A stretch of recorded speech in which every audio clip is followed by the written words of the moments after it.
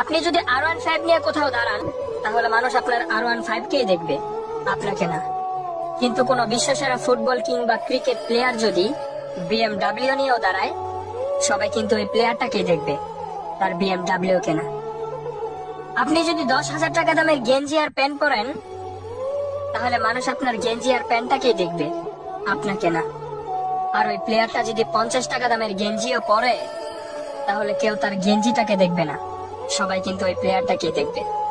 তাই আইফোন লাগবে, DSLR লাগবে, বাইক লাগবে, বাবা মাকে এত প্যারা না দিয়ে ব্র্যান্ডের পিছনে না ছোটে নিজেকে ব্র্যান্ড বানানোর চেষ্টা করুন।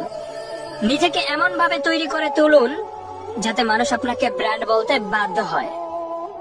আর আপনি যখন ব্র্যান্ড হয়ে যাবেন, তখন আপনার 20 টাকা দামের ছেঁড়া রুমালটাও নিলামে বিক্রি হবে লক্ষ টাকায়। আর আপনি যখন ব্র্যান্ড হয়ে যাবেন, তখন আপনার প্রত্যেকটা জিনিসও ব্র্যান্ড হয়ে যাবে। তাই নিজেকে ব্র্যান্ড বানাতে হলে নিজের সিদ্ধান্তে চলতে হবে, অন্যের না। আর একটা কথা মনে রাখবেন, জ্ঞান অনেকেই দিবে, কিন্তু আল্লাহ ছাড়া সঙ্গ কেউ দিবে না।